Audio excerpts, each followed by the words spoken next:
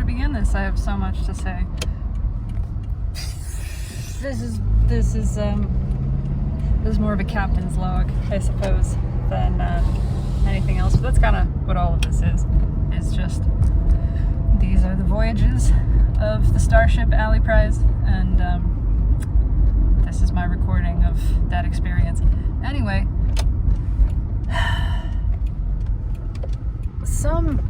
something happened.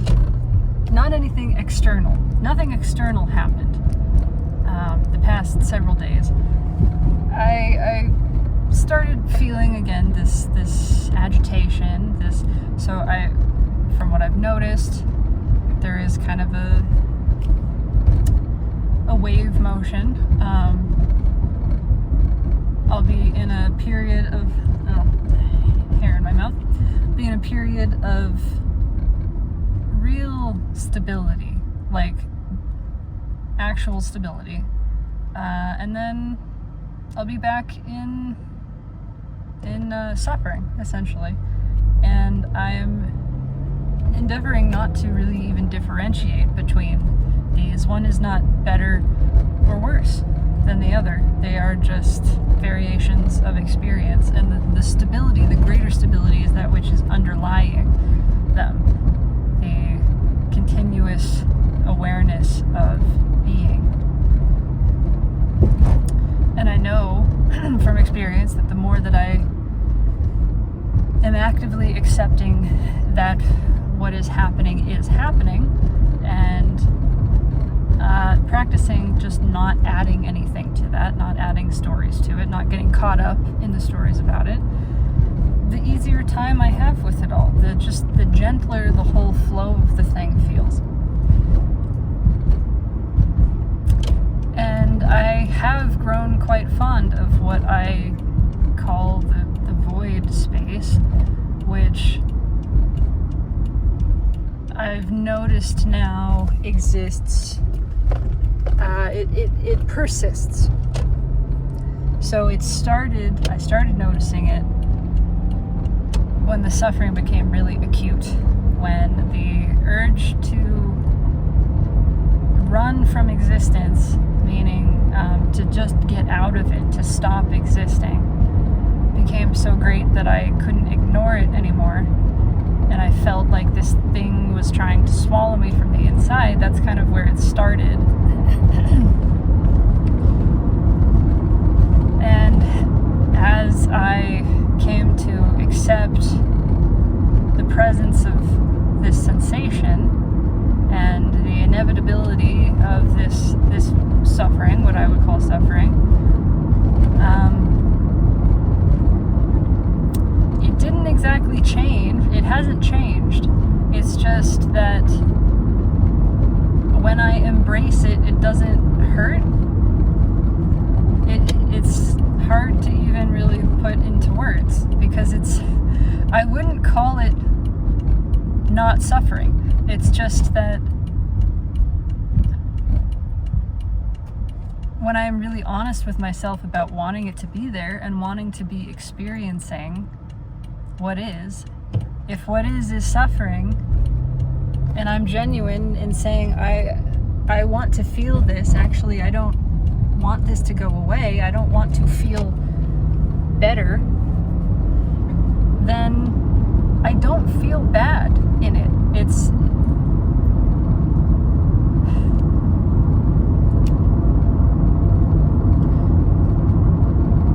doesn't hurt in a way that makes me want it to stop.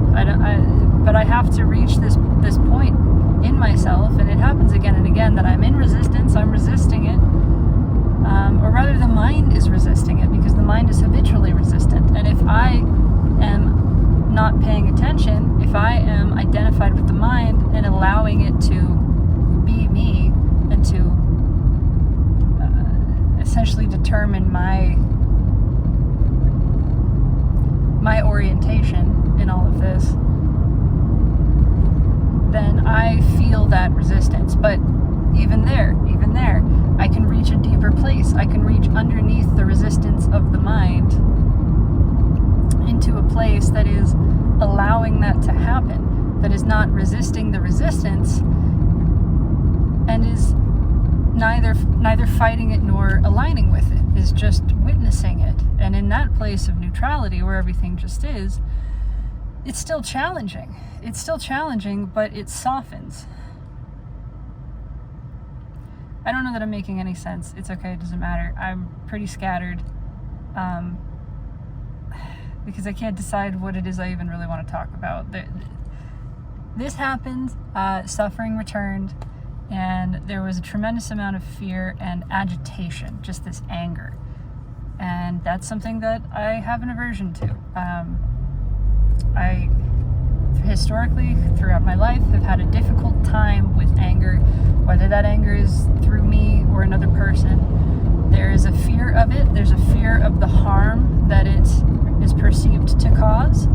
And so it's shut down in me. It's suppressed. And it's really a challenge for me to actually let it through and to express it and trust it and recognize that I can express anger. I can let anger through me in a way that is not directed towards anyone or anything.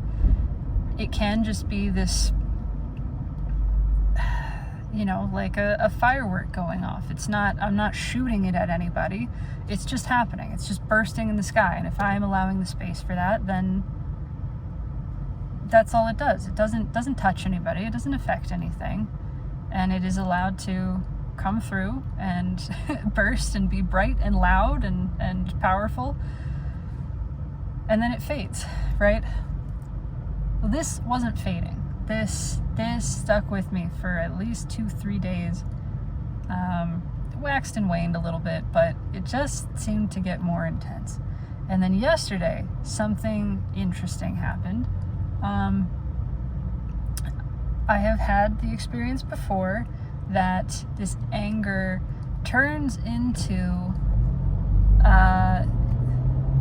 the mind tells a story about the anger in an attempt to direct it. It's like the mind wants to take over this narrative. It is not okay with just me allowing an emotional experience to be meaningless and to be happening and to not know when it started or when it ends, to really let go of the timeline of all of that. It doesn't like that. And something happened with the mind. It was like, because I was in the frequency of anger and there was enough resonance and ego for this story, it picked up a story. But this story did not originate from me. And it is not a story that I am conscious of having told before. This is hard to explain. I do believe that actually all thoughts, they don't really originate from us. They may come through. I don't know how to say what I'm trying to say.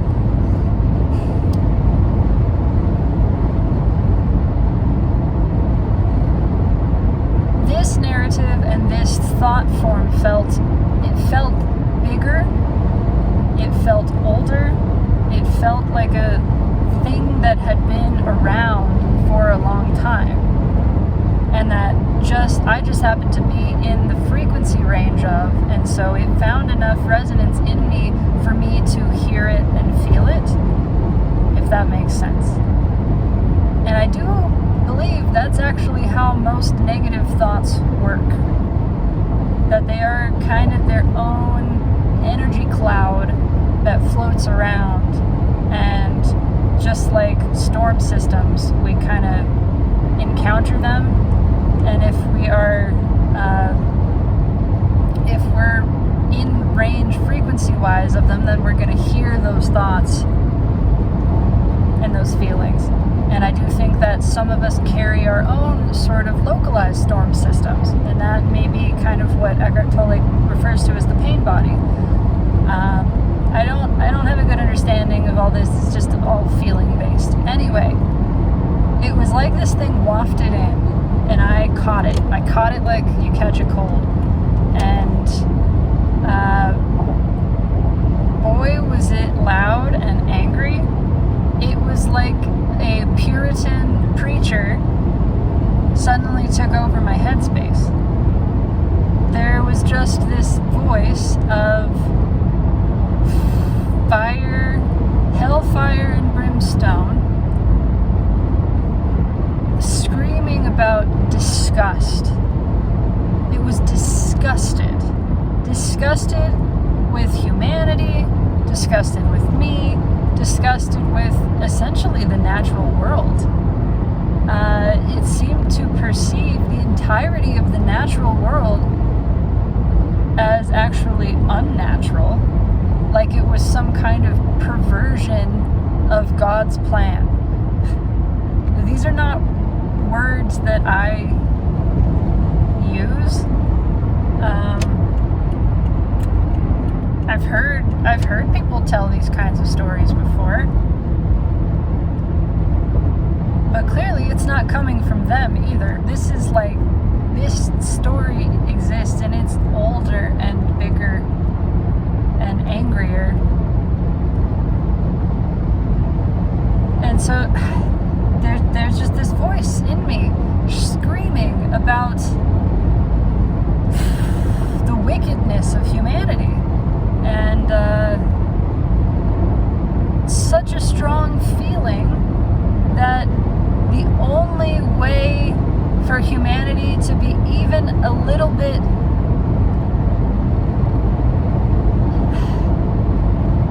it's like humanity can't atone for the sin of their existence. The only way that they could even maybe gain the forgiveness of God for the affront of their being would be to annihilate themselves, would be to literally burn the earth as a sacrifice, essentially, a purification of this which is wicked, like a sacrificial destruction of wickedness, an acknowledgement of the aberrant and abhorrent nature of our being, and saying, yes, we are wrong, God, and we're sorry we're wrong, and please forgive us. And we will demonstrate the knowledge of our wrongness and the desperation of our desire for your forgiveness by self-immolation. This is very specific and very weird, and not a thing that has crossed my mind before, not in this manner. I've felt the general misanthropy of, humans suck and nature should just wipe us out, that kind of thing. I've felt that plenty of times. This was specific, it was puritanical, it was violent and vitriolic, and I just had the image of a man with spittle flying from his mouth as he's shouting these things. He's just so beside himself with outrage.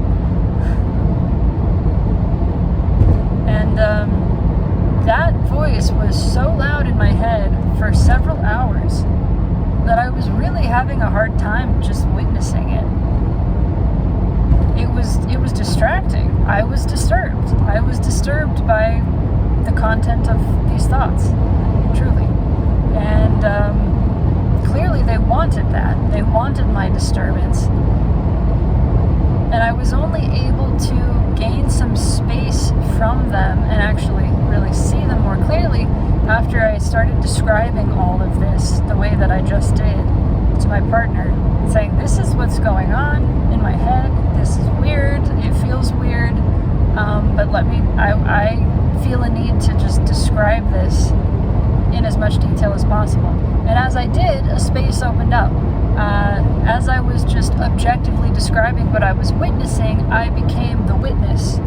That's what I feel is so powerful about all of this, and why I journal constantly, why I express constantly, why I do this as much as I do.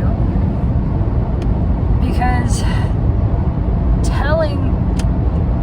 it's one thing to notice that there's a story happening in your head. It's another thing to speak that story out loud with the intention of accurately relaying it, which is a little different from telling the story. Can you feel that? It's like, I'm not telling the story from the perspective of believing the story.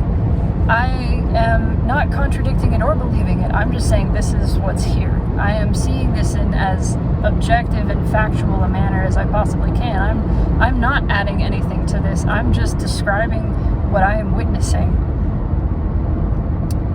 And in the process of that description, I align as the witness. And I gain some space from this, which I am witnessing.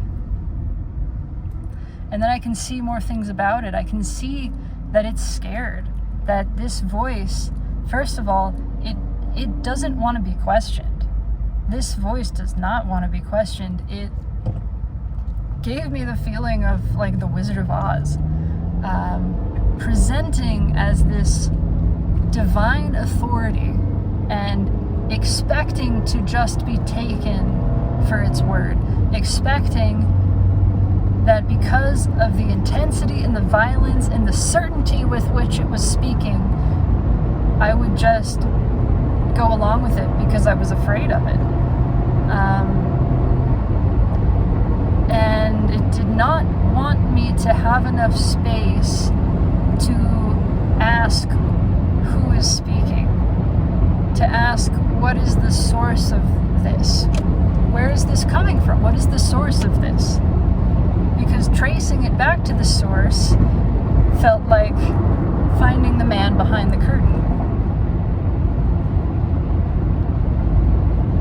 And the whole while the voice is, trying to get me to just either resist it outright or comply in fear. Because resistance is still fear. If I feel the need to resist it, that means that I'm taking it seriously. That means that I am perceiving a threat here, that something is real here. I am lending reality to this story if I feel a need to resist it, to dismantle it.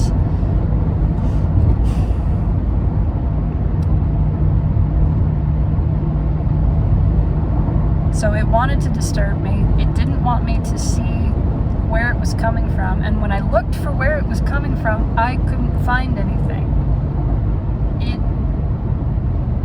It was like pulling the curtain back, and yes, there is some sense of some like small scared thing, but not really a thing, just smallness and scaredness, I guess. And as soon as I tried to look directly at it, it disappeared.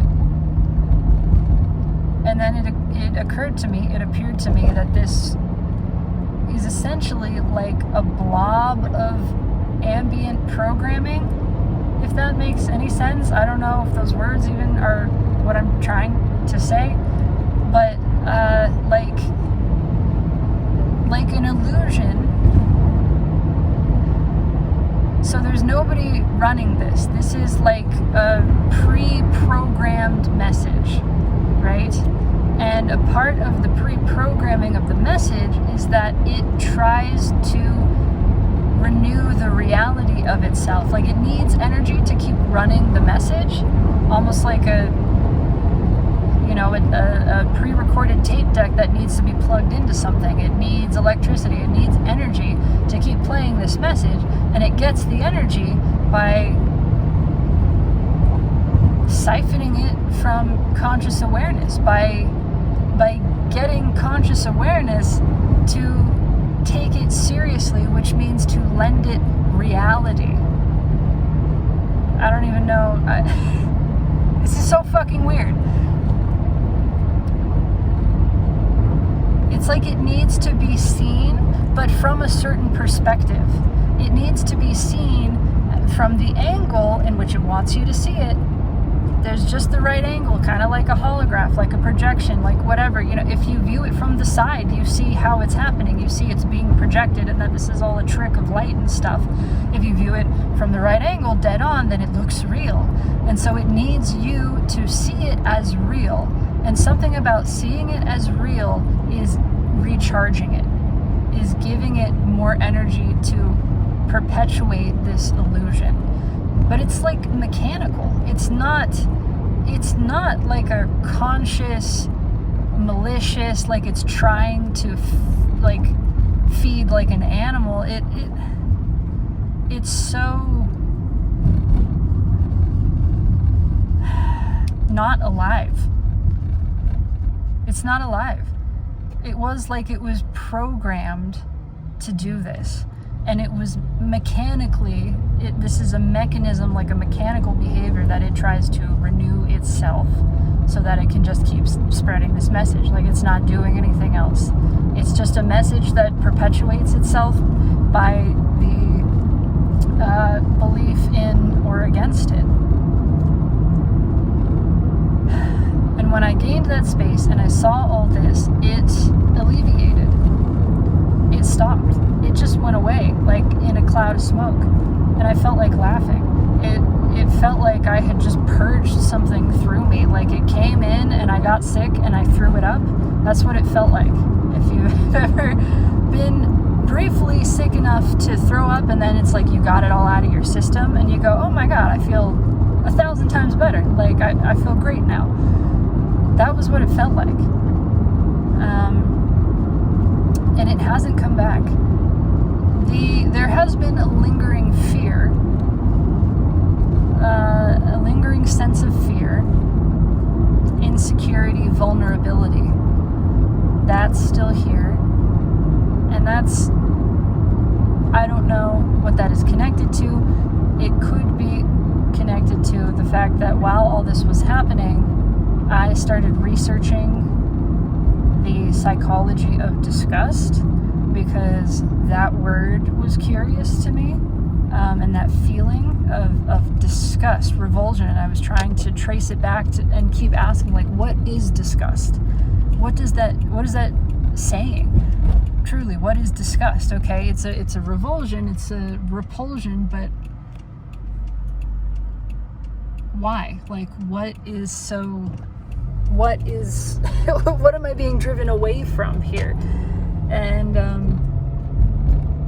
of course, ultimately, it's a fear of death. At the end of the day, all of these fears are fear of death.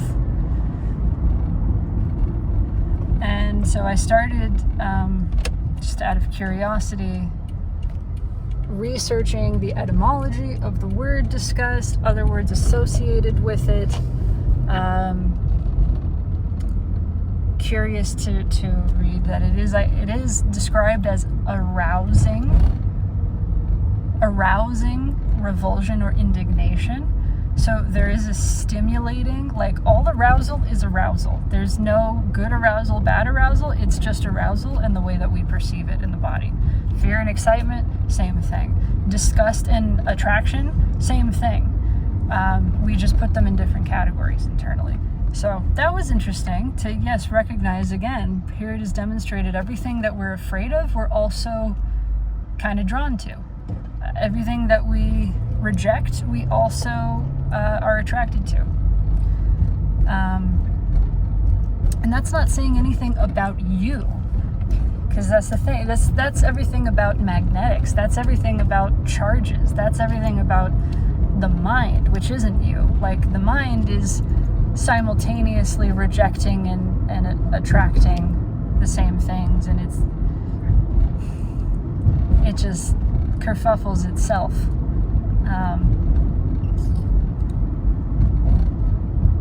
You don't actually have likes and dislikes. That is all a part of the conditioned mind. You are something that is deeper than like and dislike. You are something that is so much deeper than attraction and revulsion.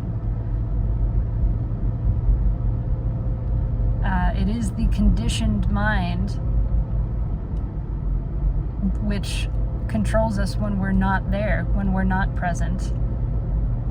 When we fall unconscious, what that means is the conditioned mind is living through us, is fully possessing us, is dictating and directing all of our action, internal and external. It's all just conditioning.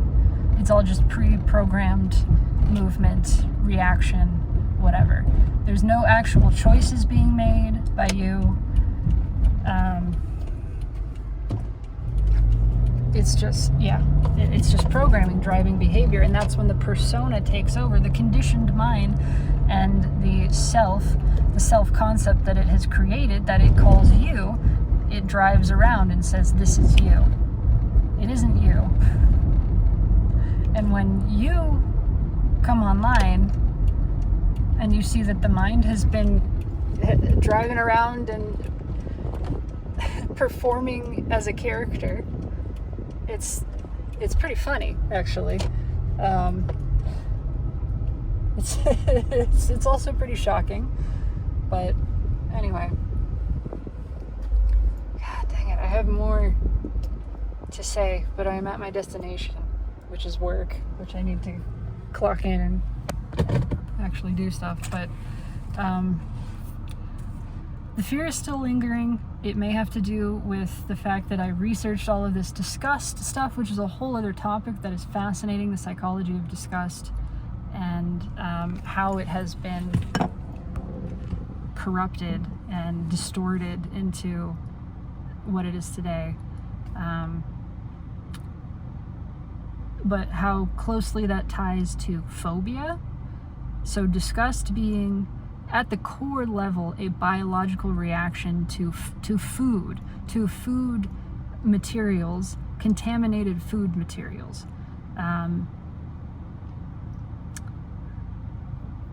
Things that could make a body sick. That's it. There's, at this level, the uncorrupted level, it is just about the continuation of the function of an organism. There's no prejudice in it. There's no stories in it. It's not connected to anything else. It is exclusive to a situation as it's happening. It's not carried forward in any way.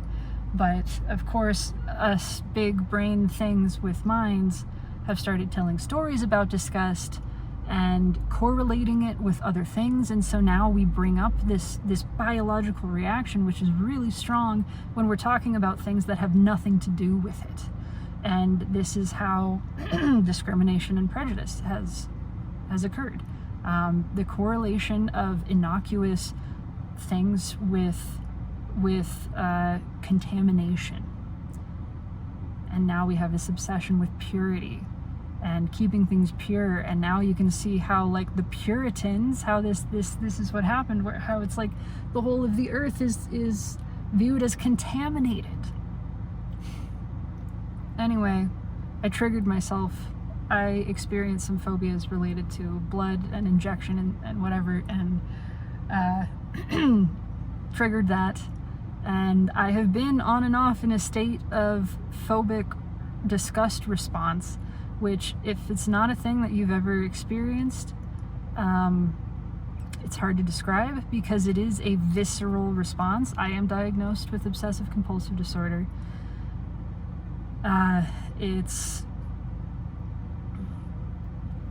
a systemic response that affects your nervous system. So your heart rate spikes, you sweat, you become nauseous, dizzy, tunnel vision, any or all of those things. You can faint at just the thought of the thing that induces the response in you. So just the thought of, like, someone drawing blood can do this to me.